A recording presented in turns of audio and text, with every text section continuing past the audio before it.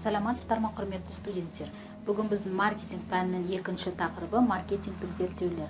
Қарастыратын 3 сұрақ. Бірінші, маркетинг зерттеулердің ұғымы, оның рөлі және қажеттілігі. Екінші, маркетинг зерттеулері ережелері және тәртіптері. Үшінші, маркетинг зерттеулерінің әдістері. Маркетинг зерттеулер дегеніміз компанияның басқару шешімдерін дұрыс қабылдау мақсатында алдына қойған маркетингтік міндеттерге сәйкес ақпарат жинау, өңдеу және мәліметтерді талдау мен қорытындыларды ұсыну. Маркетинг зерттеулер бұл тұтынушылардың талғамдары мен талаптарын зерттеуге бағытталады. Сонымен қатар фирманың маркетингтік әрекеттерінің маңызды түрлері болып табылады. Маркетинг зерттеулер екіге бөлінеді, яғни ақпарат жинау түрлеріне байланысты. Бірінші, бастапқы ақпарат. Бастапқы ақпарат жинау үшін біз өзіміз белгілі бір мақсат бойынша жинаймыз. Бастапқы ақпараттың артықшылығы. Бірінші, ақпарат қолға оңай түседі және салыстырмалы түрде арзан. Бұл фирмалардан біз материалды аламыз, салалық жарияланымдар, мерзімдік басылымдар және тағы басқа. Екінші, бастапқы мәліметтер соңғы ақпараттан жылдамырақ жиналады. Үшінші, мұндай ақпарат сенімді болады.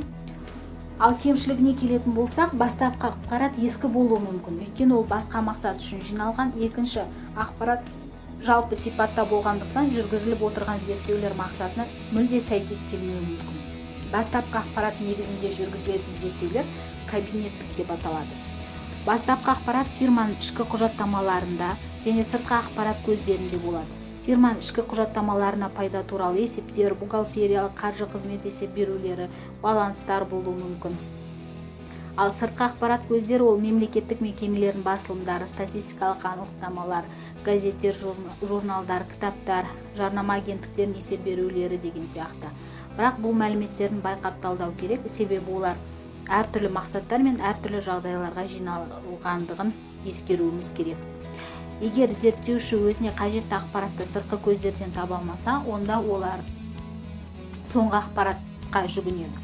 Соңғы ақпарат дегеніміз бұл нақты зерттелетін мәселені шешу үшін жаңа ғана жиналған ақпарат. Мұндай зерттеулер далалық деп аталады. Соңғы ақпаратты жинау үшін көп шығын, еңбек және уақыт керек. Сондықтан соңғы ақпаратты жинаудың арнайы жоспарын дайындау қажет. Соңғы ақпараттардың артықшылықтары: бірінші, зерттеудің нақты мақсатына сәйкес жиналады. Екінші, ақпаратты жинау әдістемесі бақыланады және белгілі болады. Үшінші, ақпарат сенімді түрде болады. Ал кемшілігіне келетін болсақ, бірінші, көп уақыт және қаражат керек. Екінші, кейбір мәліметтер алынбауы мүмкін.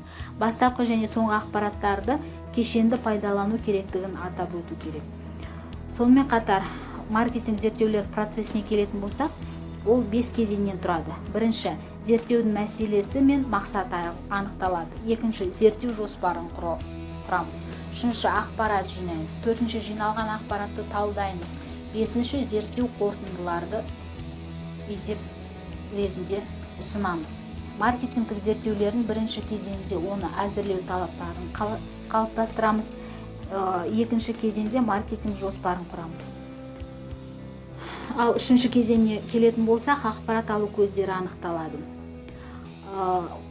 Ақпарат көздерін жинау 3 әдістен тұрады. Бірінші, бақылау.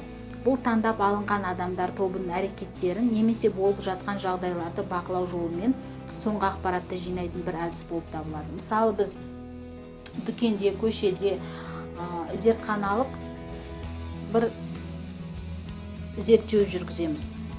Бұл әдістің артықшылығы объективтігі жоғары, себебі біз тұтынушының тілегіне тәуелді емеспіз, біз оны сыртынан бақылаймыз. Кемшіліктері: біз тек қана өз ойымызды айта аламыз, психологиялық ерекшеліктер туралы ақпарат ала алмаймыз. Екінші, эксперимент. Мұнда біз бір немесе бірнеше айнымалы факторлардың өзгерісі немесе көптеген тәуелді айнымалыларға ықпал анықталады. Эксперименттер зертханалық және далалық болып екіге бөлінеді. Зертханалық эксперимент басқа факторларды зерттеуге мүмкіндік береді, ал далалық эксперимент нақты жағдайда жүзеге асырылады және бақыланбайтын факторлардың әсер етуін растайды. Үшінші, пікір сұрау. Бұл жерде біз әрине сауалнама жүргіземіз. Ол үшін біз сауалнама сұрақтарын құрастыруымыз керек. Көбінесе маркетинг зерттеу жүргізгенде 90% пікір сұрауға негізделген. Сонымен қатар маркетинг зерттеу әдістері оны жүргізу мен ақпарат алу техникасы бойынша сандық және сапалық болып бөлінеді. Сандық әдістер деп жабық типті құрылымдық сұрақтарды пайдаланамыз. Сапалық әдіс деп ақпаратты сапалы сипаттау және оны стандартты емес түрде жинау арқылы жүргізіледі. Бұл әдіс бақылау, тереңдетілген сұхбат, фокус топ және басқа да әдістерді қолдануға мүмкін. Сауалнама бұл бізде анкета пікір сұрау болып табылады. Бұны біз почта, телефон, жеке әңгімелесу арқылы жүзеге асырамыз. Ал фокус топ бұл бізде кішігірім 7-10 адамнан жиналған топтан құралады. Бұл жерде біз фокус топ ұйымдастыру үшін әрине сценарий жазуымыз керек. Бұл жерде жиналған адамдар әртүрлі жас аралықта болуы мүмкін. Одан кейін әртүрлі өмір сүру стильдері болуы мүмкін.